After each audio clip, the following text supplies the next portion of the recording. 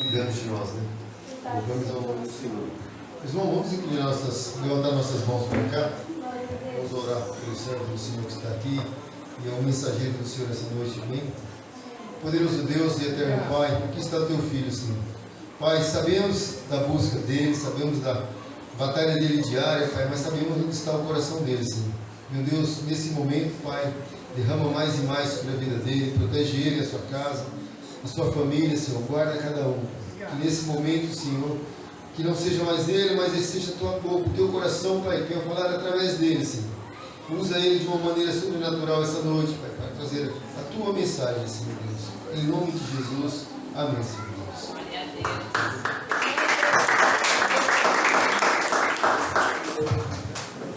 Irmãos, eu vou pregar dali. O pastor Edilson disse que se eu pregar dali, ninguém vê minha cara, escondido atrás do notebook. Então, se você não me enxergar, dá um jeitinho de mudar de lugar aí. Aqui, deu? Aí.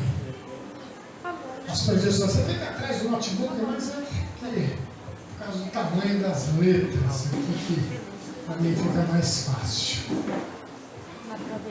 Assim, tá bom. Graças a Deus. Lolo, você está me vendo? A Sofia, eu sou Lolo, não, ixi, confundi. Pronto. Amém.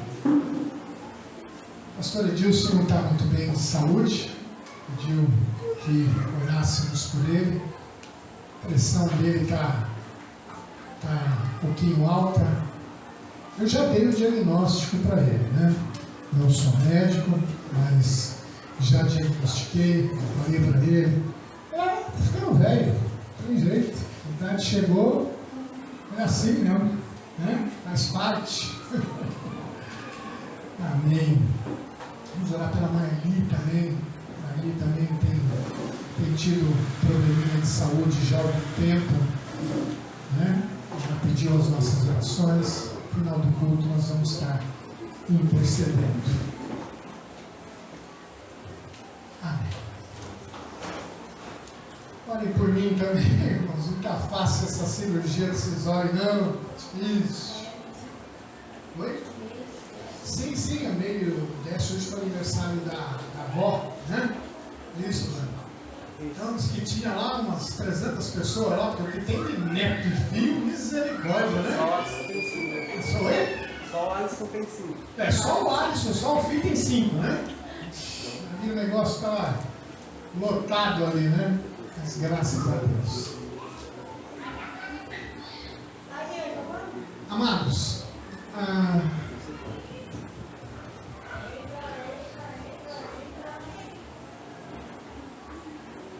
dá-nos um rei que nos governe à maneira de outras nações, dizia o povo. Dá-nos um rei que nos governe à maneira de outras nações, dizia o povo. Antes de existirem reis sobre Israel, o povo era governado por líderes. Líderes escolhidos por Deus eram conhecidos como juízes. O primeiro grande juiz foi Moisés. Moisés, que tirou os israelitas ali do Egito. Depois ele foi sucedido por Josué, que liderou a conquista de Canaã. Depois de Josué, houve 14 juízes. Otoniel, Eude, Sangar, Débora, Gideon, Tolá, Jair, Jefté, Ibsã, Elon, Abdon, Sansão. Eli foi o 13º. Slide 1. Porém, esta palavra pareceu mal aos olhos de Samuel, quando disseram: dá-nos um rei, para que nos julgue. E Samuel orou ao Senhor.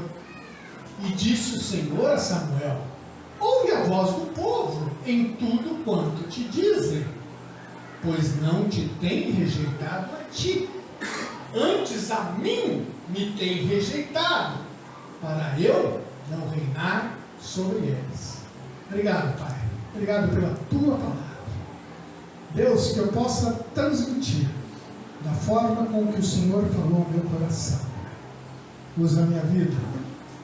Abre os nossos ouvidos, nossos olhos, nossa mente, para que possamos entender aquilo que o Senhor quer falar com cada um de nós nesta noite.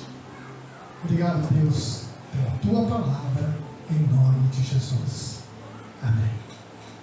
Porém, esta palavra pareceu mal aos olhos de Samuel. Quem era o 14º juiz? Quem era? Ele. Samuel. Essa palavra, quando eles disseram assim, quando eles olharam e falaram assim: dá-nos um rei que nos governe, a maneira de todas as nações, dizia o povo. Amados, quem era o 14º juiz? Era Samuel. E essa palavra pareceu mal aos olhos de Samuel quando disseram: dá-nos um rei para que nos julgue. E Samuel orou ao Senhor. E disse o Senhor a Samuel: Samuel, ouve a voz do povo em tudo quanto te dizem.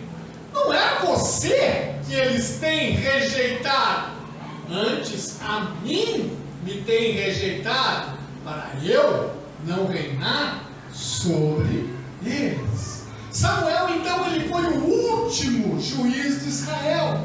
Foi ele quem ungiu os 2 primeiros reis de Israel, Saul e Davi. Depois disso, Israel passa a ser uma monarquia. Durante anos e anos, os israelitas, eles almejavam, eles desejavam ser governados por um rei humano. E finalmente, Deus permite. Deus, ele diz ao profeta Samuel para ungir Saul para governar sobre Israel. Slide 2. Então, o profeta encontrou-se com Saul. Ele verteu, ele derramou uma vasilha de óleo sobre a sua cabeça, beijou-o e depois disse a Saul: porventura te não tem ungido o Senhor por capitão sobre a sua herdade, propriedade, herança? Está lá em 1 Samuel 10:1. Amados, veja bem, a nenhum ser humano poderia ser dada tamanho elogio. Basicamente, Samuel disse assim: Saul, presta atenção no que eu estou te falando. Saul, Deus é contigo. Saul, você é um vaso escolhido. Saul, você foi selecionado com carinho por Deus para dirigir o seu povo. Slide 3.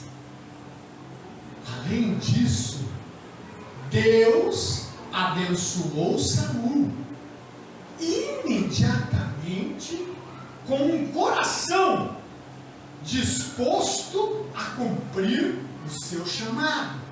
Amados, imediatamente Deus abençoou aquele homem com um coração disposto a cumprir o chamado, ao propósito do Senhor ali.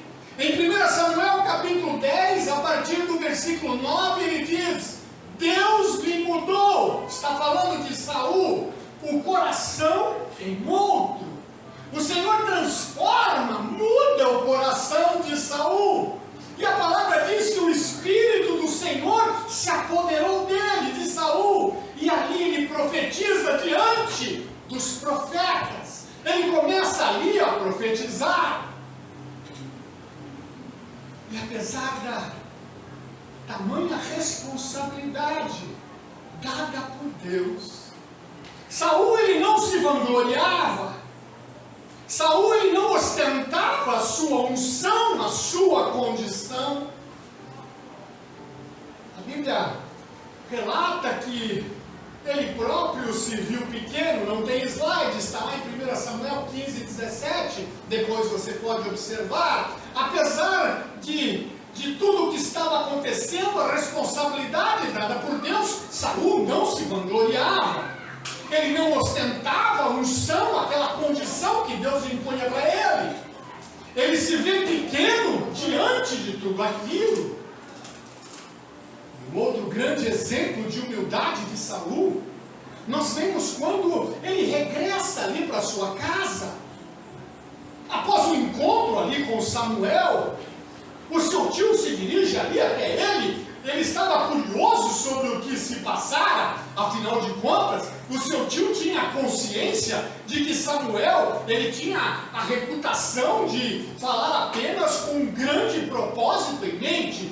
Ou seja, quando Samuel chamava alguém, Samuel conversava quando tinha somente um grande propósito em mente. Então o seu tio implora ao seu sobrinho, ele diz assim: olha, por favor, Saul, dize-me o que é que Samuel te disse. O tio implora para Saul, para que Saul falasse o que Samuel tinha lhe dito. Mas as escrituras dizem, lá em 1 Samuel 10, 16, elas dizem que, porém, o negócio do reino de que Samuel falara, Saul não lhe declarou. Ele não contou nada a ninguém. Saul não conta nada para ninguém daquilo que Samuel havia lhe dito. Um homem de Deus. Pouco depois disso, Samuel ele reúne o povo, ele reúne todo o povo de Israel ali em Mispa. Mispa significa torre de vigia, era um lugar de congregação do povo de Deus. Ali em Mispa, normalmente o povo se reunia para uma autorreflexão, o povo se reunia ali para comunicação com o Senhor, o povo se reunia ali em Mispa para acertos, para correção de rumos, para decisões importantes, para devoção ao Senhor. Ali era um lugar onde era comunicado, onde Deus comunicava através do profeta as coisas importantes. E pouco depois do acontecido, Samuel, ele reúne o povo de Deus ali em Mispa. O objetivo de Samuel, ele tinha aliás dois objetivos ali. O primeiro objetivo de Samuel ali era corrigir o povo por renunciar a Deus e desejar um reino humano. Esse era o primeiro objetivo de Samuel, era fazer uma correção no povo, dizer para o povo que eles estavam ali recebendo um reino humano e por que eles estavam rejeitando a Deus. E o segundo objetivo era apresentar Saul como rei escolhido por Deus. Slide 4. E o interessante é que quando Saul ele foi apresentado à multidão, Saul ele tinha tudo o que desejavam de um rei, tudo o que aquele povo desejava no rei, Saul tinha. Saul ele era alto, ele era formoso. 1 Samuel 10, 23 diz que ele era o mais alto do que todo o povo, do ombro para cima. Samuel disse: em todo o povo não há nenhum semelhante a ele. Versículo 24. E Israel gritou em aprovação: o quê? O quê? Viva o rei! O povo aprova Saul como rei de Israel. Nos 2 primeiros anos, Saul provou ser um líder forte, provou ser um líder piedoso. Quando Saul viu que os amonitas tinham invadido Jabes de Gileade, o Espírito de Deus se apoderou de Saul. 1 Samuel 11, 6. E Saul, mais do que rapidamente, ele recrutou um exército de 330 mil homens, um exército mal armado, esses 330 mil homens mal armados, derrotou os amalequitas. Depois dessa vitória, Saul deu toda a honra e toda a glória a Deus. A Bíblia relata que ele ofereceu ofertas pacíficas ao Senhor. Ofertas pacíficas. Ofertas pacíficas são votos, são ações de graças, são ofertas voluntárias. Está lá em 1 Samuel 11:15. E em pouco tempo, o piedoso rei conduziu Israel a vitórias sobre todas as nações que o saquearam no passado. Em pouco tempo, o piedoso rei Saul, ele conduz Israel à vitória sobre Moabe, Amon, Edom, Amaleque e até sobre os poderosos filisteus. 1 Samuel 14, a partir do versículo 47. Quem não gostaria de ter um homem assim como rei?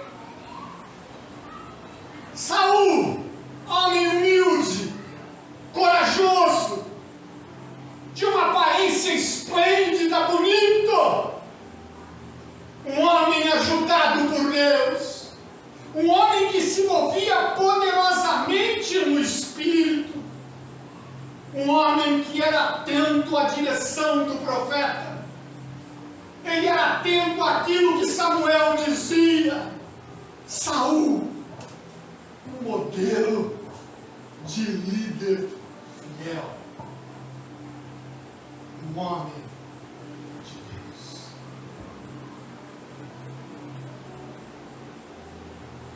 Mas, incrivelmente, esse mesmo homem, ungido,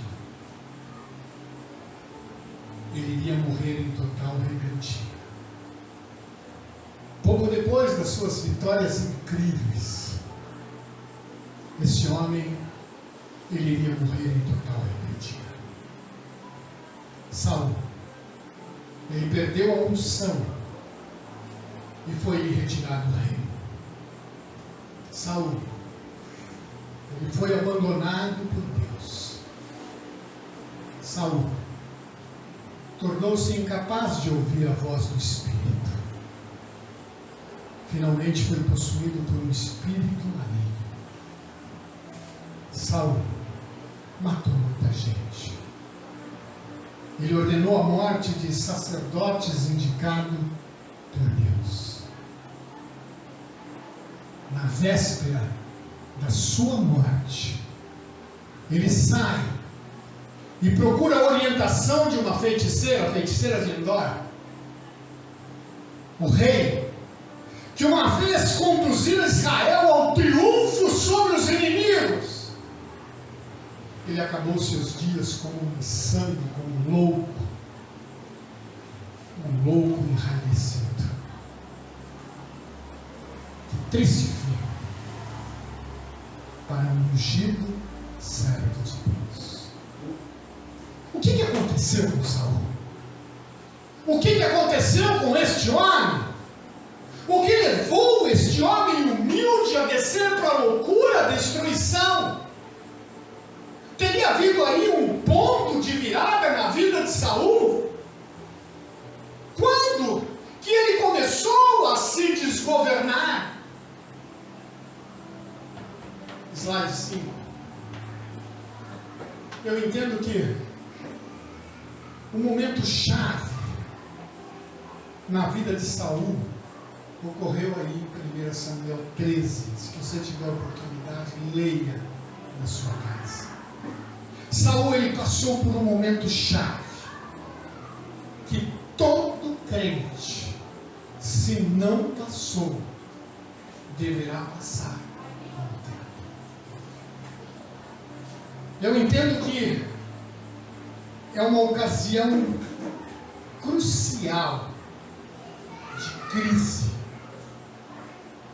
quando nós somos forçados a decidir, a enfim tomar uma decisão se vamos esperar em Deus pela fé Ou vamos ficar impacientes e resolver o assunto com as próprias mãos, com a força dos nossos braços? É um momento crucial, que se você ainda não passou, pode ter certeza que você vai passar. É num momento de crise, quando você vai ter que tomar uma decisão, se vai esperar em Deus pela fé, ou se você vai resolver as coisas com a força do seu braço. E eu entendo que o momento chave de Saul, ele surge quando ameaçadoras nuvens de guerra se concentraram sobre Israel. Slide 6. Presta atenção no que estava acontecendo. Os filisteus, mais uma vez, tinham juntado um exército enorme. Eram 6.000 cavaleiros, 30.000 carros. Carros eram carroças, com cavalos, com bigas, eram bigas. E na roda dessas bigas havia como se fossem espadas de corte. Legiões de soldados, equipados com as armas mais poderosas da época. Não sabemos quantos soldados tinha numa legião de filisteus. O que nós sabemos é que a legião romana, ela tinha entre 5 e 6 mil soldados. Em 1 Samuel 13,5 diz que para Israel o número deles parecia como a areia que está à borda do mar. Tamanho a quantidade de soldados que vinha sobre Israel. Em contraste, os israelitas, eu já passei um estudo sobre isso aqui na igreja, eles tinham apenas 2 espadas no seu exército. Uma era de Saul e a outra era de Jonatas, seu filho.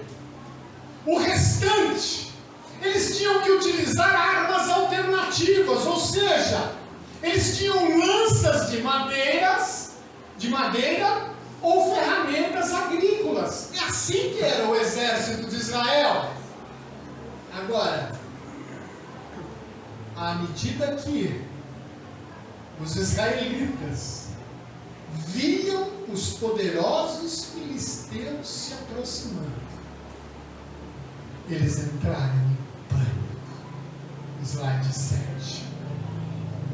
A Bíblia relata, em 1 Samuel 13,6, que o povo, eles se esconderam pelas cavernas, pelos espinhais, pelos penhascos, pelas fortificações e pelas covas.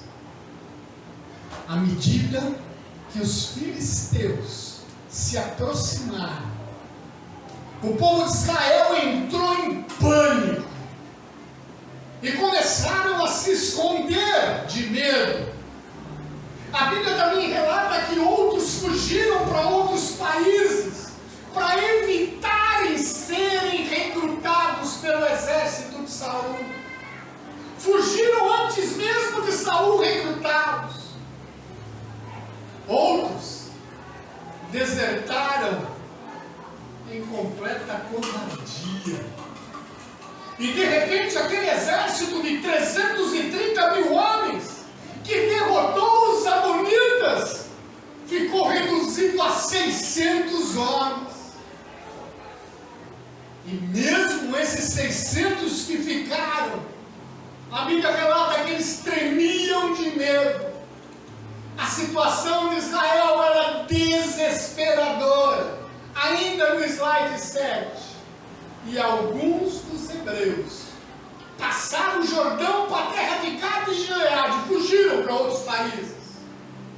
E estando Saul ainda em Gilgal, todo o povo ia atrás dele. De que forma? Tremendo. Tremendo. morreram de medo.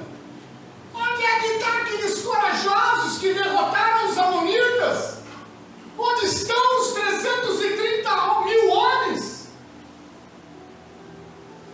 Sobraram 600 e tremeram de medo. Agora preste atenção. Preste atenção. Uma semana antes de todo esse episódio, Samuel, ele havia advertido Saul. Samuel, uma semana antes, ele já sabia o que estava acontecendo. O exército já vinha sobre Israel. Os filisteus já estavam a caminho para guerrear.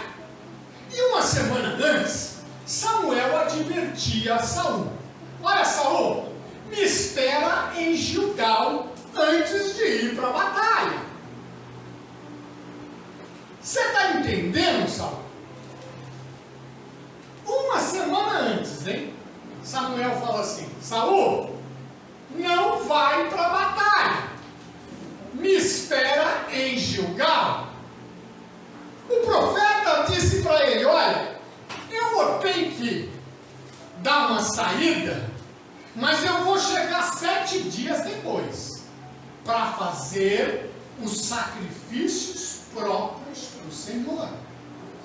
A cada guerra, o profeta Samuel, ele fazia sacrifícios para o Senhor. E ele diz: Saul, não vá, eu vou precisar dar uma saída, volto daqui 7 dias para fazer os sacrifícios próprios para o Senhor. Tá me entendendo, Saul? Beleza? Vai tranquilo. Agora, se você me perguntar por que no momento desse Samuel foi dar uma passeada, não sei. Eu não sei. Eu não sei porque que Samuel foi passear durante 7 dias, foi fazer uma visita, sei lá o que foi. Mas é mais provável que essa semana de espera tivesse o intuito de testar a fé de Saul. Talvez o objetivo fosse esse: testar a fé de Saul. Agora você imagina, Samuel foi. Primeiro dia, Saul está lá. O exército vem vindo. Segundo dia,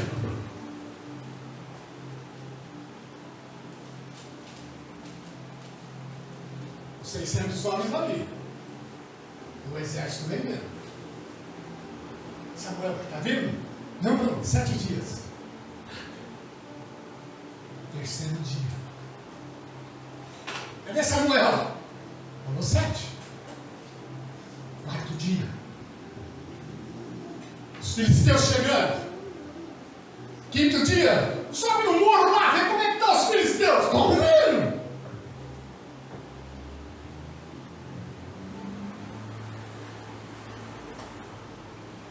Quinto, sexto.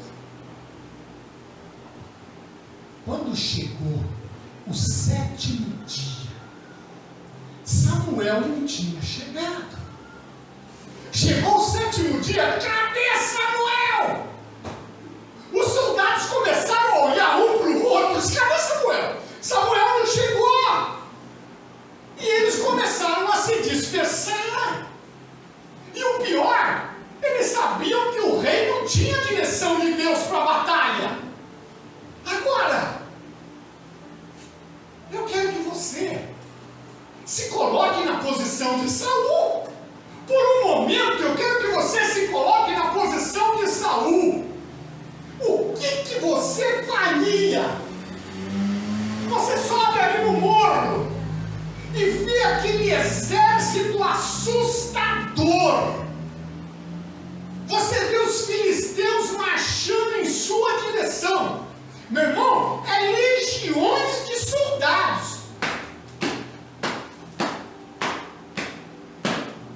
Os caras viram.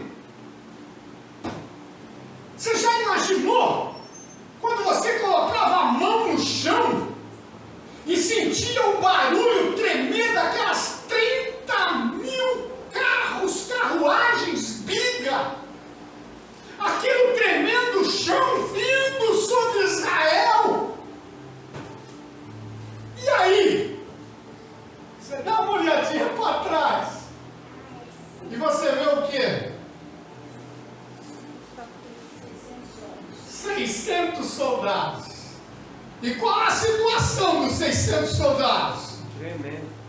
Tremendo! Qual que eram as armas que eles tinham? Lança de madeira, ferramenta agrícola, está tudo fora de controle. O que vocês fariam? O que vocês fariam? O que você faria, Pedro? O que você faria, Dona? Se fosse em São Paulo, eu mudaria para Bahia. O que você faria? Fala, pastor. Meu irmão, quem está em Deus, está em Deus. Cara, Não tem saída, é Deus. o que Saul tinha que fazer? Saul tinha que ficar sentado sem fazer nada. É isso que Saul tinha que fazer.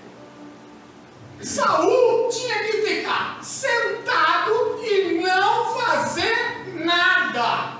Era isso que ele tinha que fazer. Era exatamente isso que ele tinha que fazer. Sentar, não fazer nada, esperar e orar. Slide 8. Isso estava implícito, claro. Lembra de Mispa? Quando Samuel reúne aquele povo, quando Samuel apresenta Saul como rei, o profeta também disse a Israel, está dizendo a Israel, se temerdes ao Senhor e o servirdes e deres ouvidos à sua voz,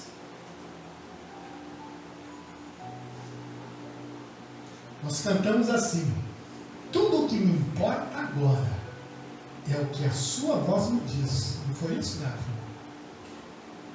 Tudo o que me importa agora é o que a sua voz me diz. Nós falamos isso. Todos nós cantamos isso. Versículo 14. Se temerdes ao Senhor e o servirdes, e deres ouvidos à sua voz, e não fordes rebeldes ao dito do Senhor, assim vós, como o rei Saul, que reina sobre vós, seguireis ao Senhor vosso Deus. Está falando para Saul e para o povo.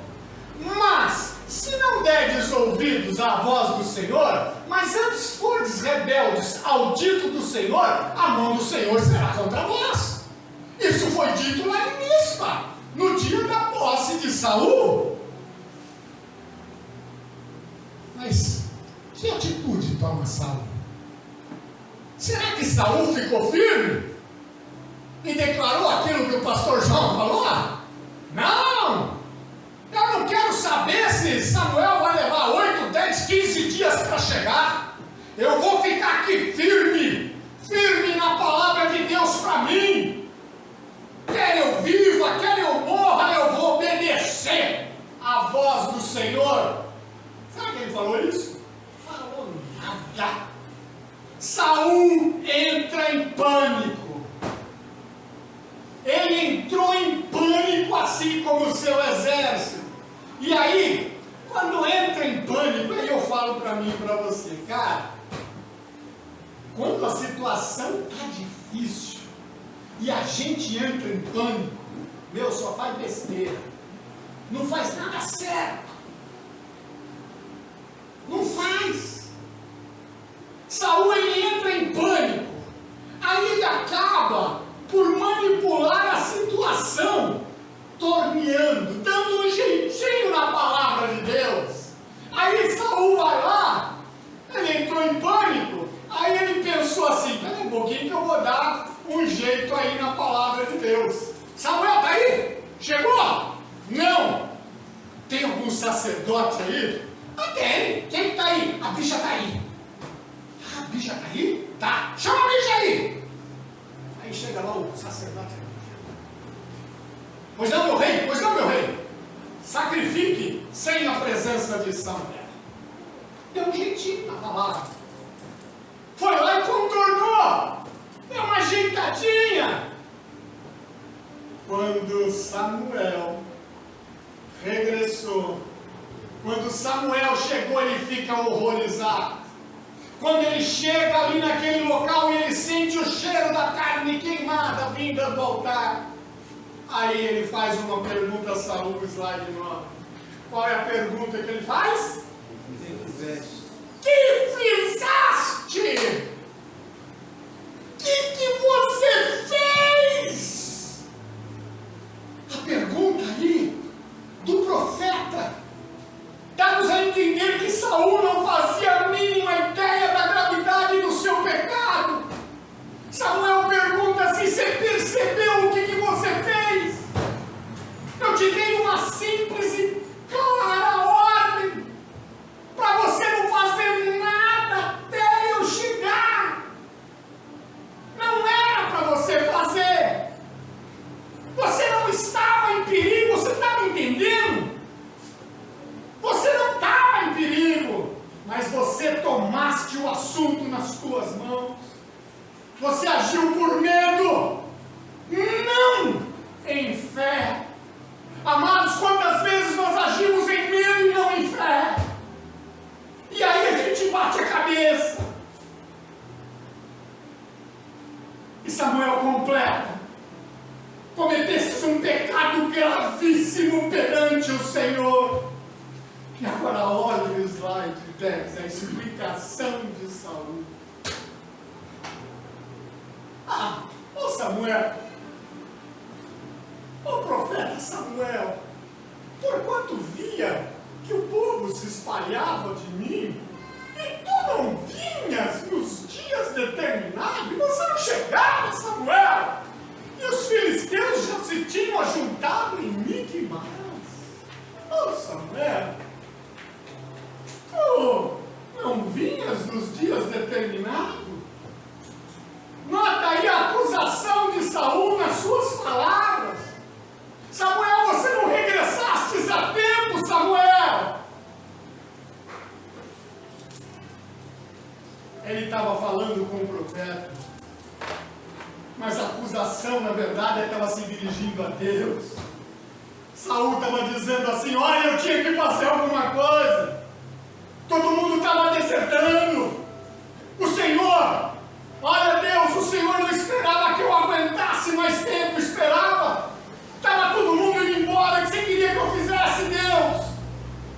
Amados, entendam uma coisa, compreendam uma coisa para a sua vida: Deus nunca se atrasa.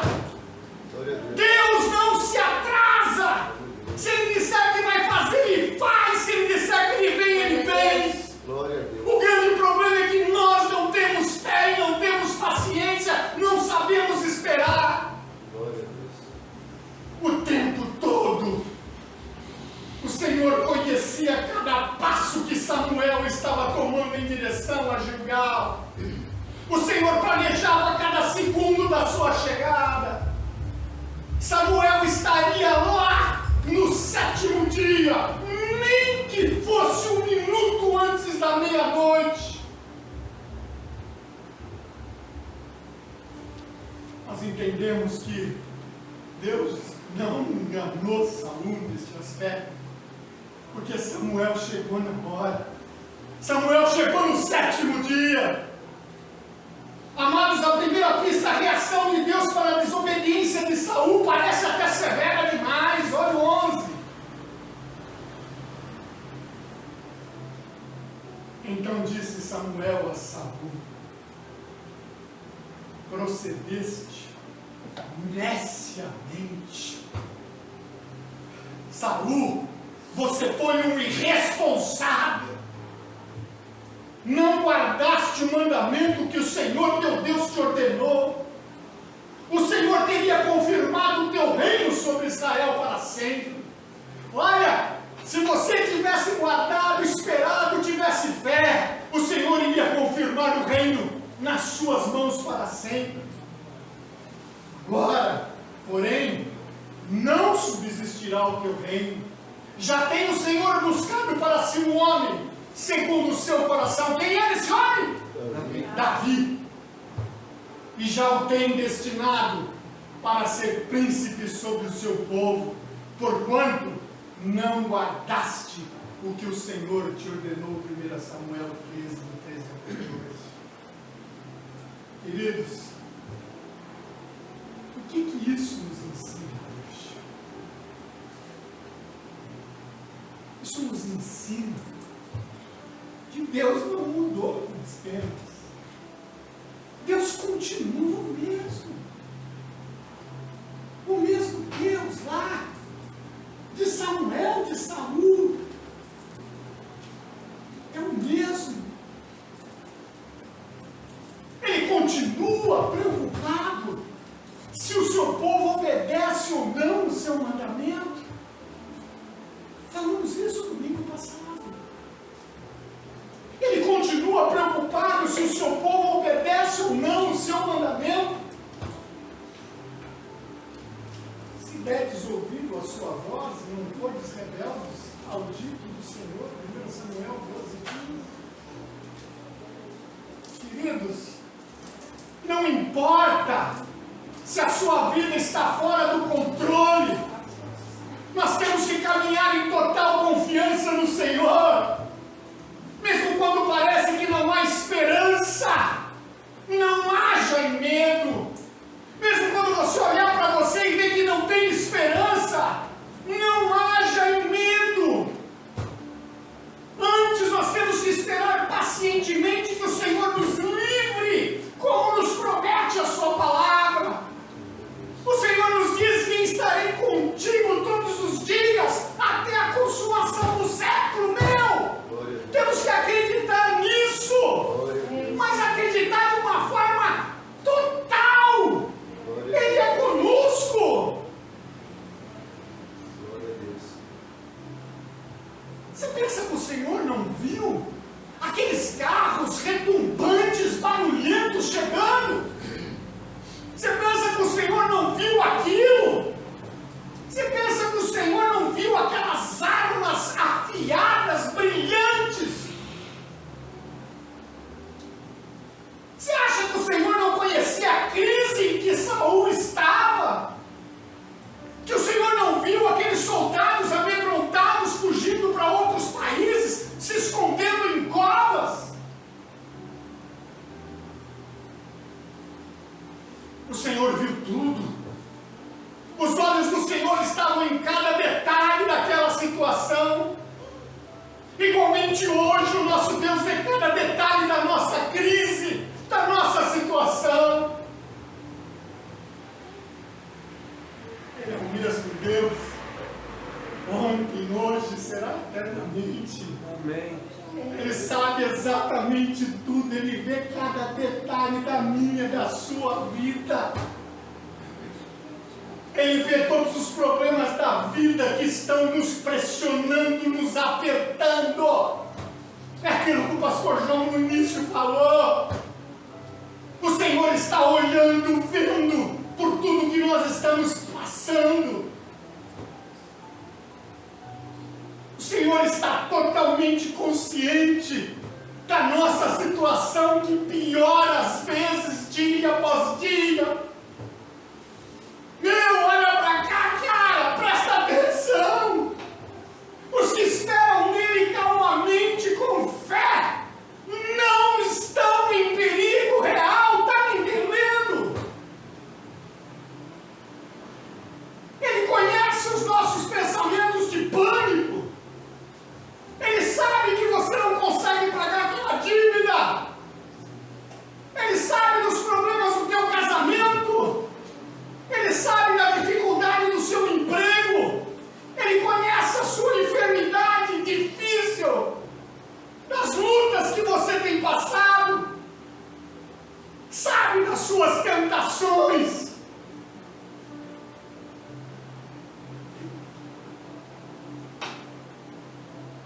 Mas o seu mandamento continua fiel. Não entre em pânico.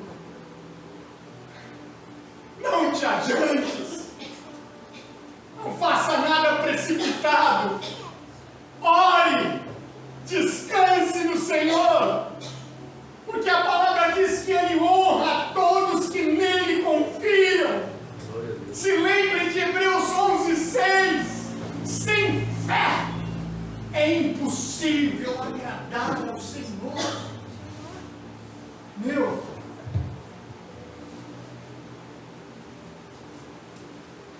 se nós não tivermos fé,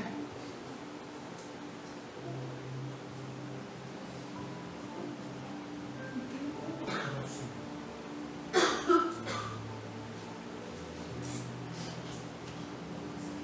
Me lembro que há muitos anos atrás,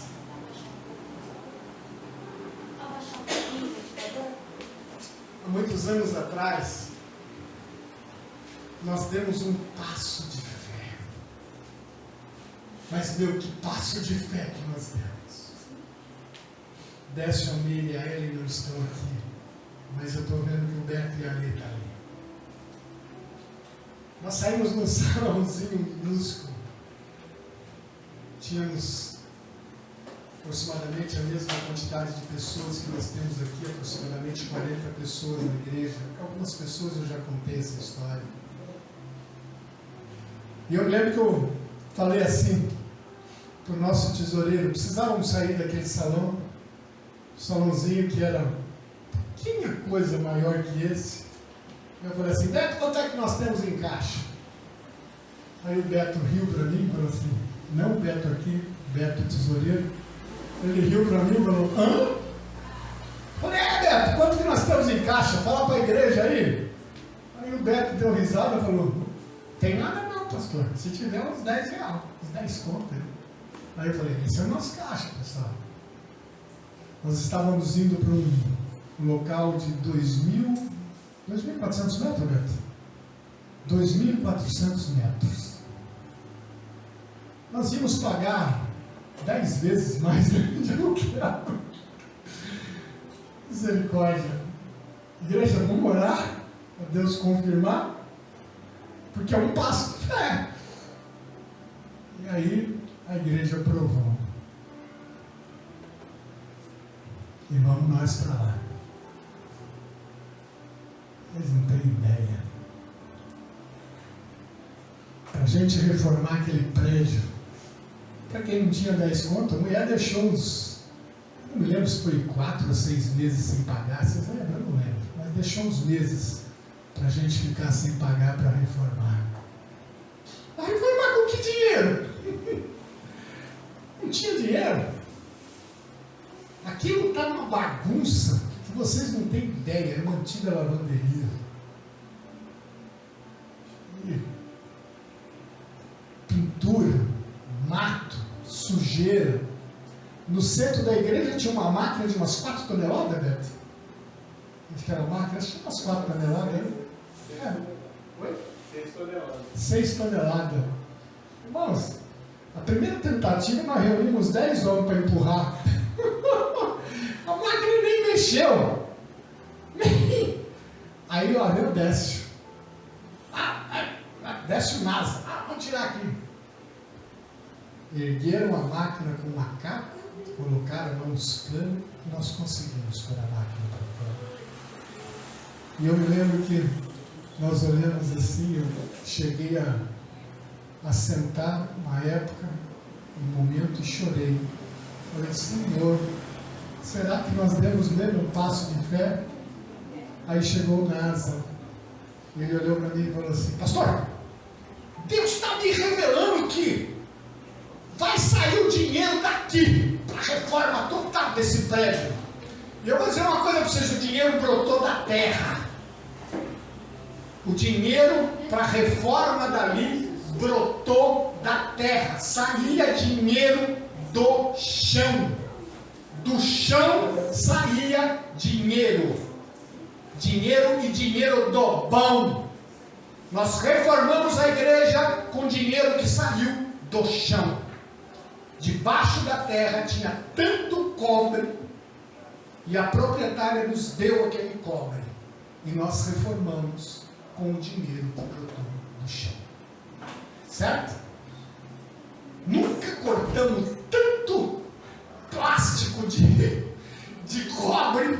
Olha, as mãos estavam até doloridas. Nós fizemos a reforma. E falo para vocês, ficamos 5 anos lá. E está aqui os dois, atrasamos o aluguel. Tinha dia que a gente chegava lá e falava assim, pessoal, o aluguel é dia 20, era dia 20. Chamava a Sônia e falava assim, Sônia, tem dinheiro? Ela falava, tem não, pastor. Irmãos, não me pergunta de onde que saía dinheiro, mas saía dinheiro. Teve dia que a gente não tinha um tostão. Quando levantava o dízimo, está faltando muito ainda, Sônia? Mais da metade. Então vamos louvar de novo o Senhor e vamos passar de novo a salva. E o dinheiro entrar. Fé. Nós demos um passo de fé. E o Senhor honrou. E sempre nos lembrávamos desse texto. Sem fé é impossível agradar ao Senhor. Fé. A Bíblia relata no Salmo 62:8: confiai nele, ó povo, em todos os tempos, derramai perante ele o vosso coração, porque Deus é o vosso refúgio.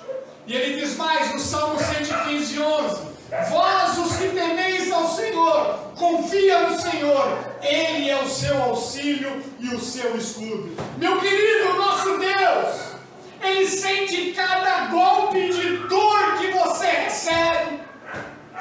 Deus sabe todo o temor que você tem, todo o pânico que você passa, tudo que vem sobre nós, sobre vós, Deus sabe. Ele não está ausente disso tudo. Podemos receber más notícias, seja lá o que for. Entenda que nesses momentos difíceis da vida pelos quais passamos, momentos em que sentimos os golpes de dor, de temor, de pânico que vem sobre nós, entenda que nesses momentos difíceis que a vida nos proporciona, Deus envia o Espírito Santo de Deus para nos consolar, para acalmar nossa dor, para repousar os nossos corações. Precisamos entender, deixar isso entrar no peito, no coração e fazer morada em ele.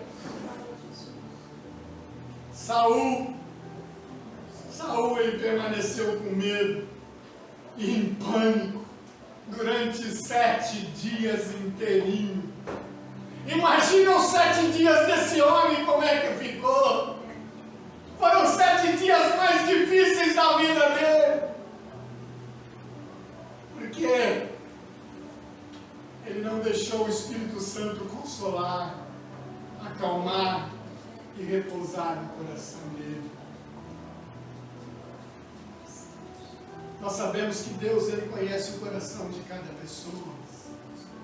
Deus, ele sabia que a decisão de Saul, qualquer que seja, decidiria o rumo da vida daquele homem dali em diante. E eu quero que você entenda também que a incredulidade, ela é mortal e as consequências são trágicas na vida de um cristão.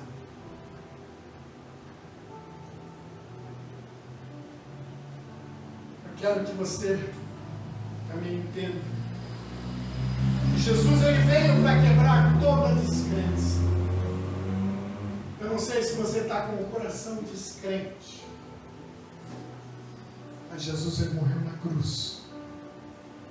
Ele veio, morreu morte de cruz, para quebrar toda a descrença dos nossos corações. Mas primeiro, nós temos que admitir o nosso pecado, o pecado da descrença. Nós temos que confessar a nossa incredulidade, e depois lançar o nosso futuro, a nossa liberdade, o nosso livramento total aos cuidados de Jesus. e entender. Entender. Avisa o teu irmão do lado aí. Não toca. O teu irmão pode usar isso aqui não, mas hoje eu vou usar. Fala pro teu irmão aí do lado assim. Olha para ele e fala assim: Jesus vai chegar a tempo. Fala para ele. Jesus vai chegar a tempo. Tá? Então não se preocupa não. Jesus ele vai chegar a tempo. Diga para ele também assim, ó. O nosso papel é esperar. Nosso papel é esperar. Não tome medida precipitada. Confia nele. Isso. É isso que nós temos que fazer. Tá? Confia nele. Espera. 1 Pedro 1,7. Dá para colocar? 1 Pedro 1,7. Diz assim: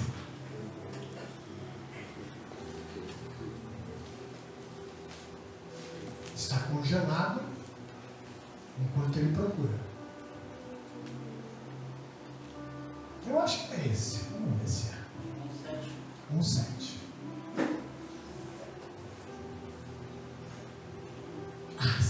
Isso. Assim acontece, para que fique comprovado que a fé que vocês têm muito mais valiosa do que o ouro que perece, mesmo que refinado pelo fogo, é genuína e resultará em louvor, glória e honra quando Jesus Cristo for revelado. Assim acontece, para que fique comprovado que a fé que vocês têm muito mais valiosa, hein? Olha só, do que o ouro que perece, mesmo que refinado pelo fogo, é genuína e resultará em louvor, glória e honra quando Jesus Cristo for revelado. Baixa sua cabeça, vamos orar.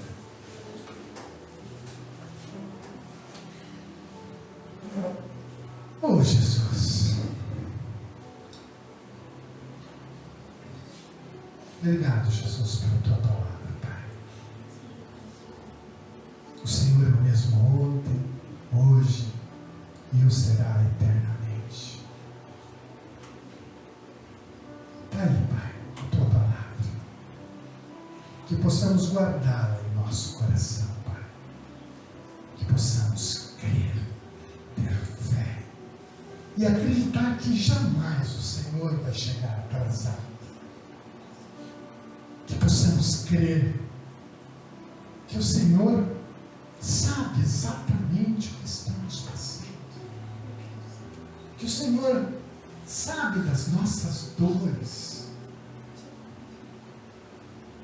Que o Senhor sabe o aperto do nosso coração.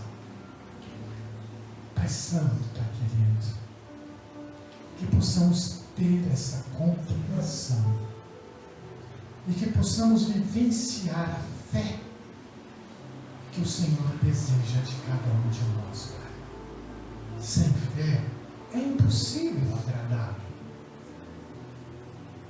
Que possamos, Senhor, vir a compreender também que o Senhor é conosco todos os dias até a consumação dos séculos. Eu sei, Deus, que o dia a dia neste mundo tenebroso às vezes nos entristece. As consequências da vida às vezes nos deixam tristes, acabrunhados, magoados, enfim. E o Senhor conhece tudo isso que se passa nos nossos corações. Mas nós temos o Senhor. Nós temos o Espírito Santo de Deus que nos consola, que é conosco, que nos sustenta, nos dá graça. E eu te louvo por isso. Porque o Senhor foi e nos mandou o Consolador que nos fortalece para viver nesse mundo tenebroso. Obrigado, Jesus, por tudo que o Senhor tem feito por nós. Traz um sorriso nos nossos lábios, apesar das circunstâncias da vida, porque nós sabemos que o Senhor nunca se atrasa. Obrigado, Pai, por tudo. Te louvamos e te agradecemos, no nome santo de Jesus Cristo. Amém e amém. Amém, igreja! Amém!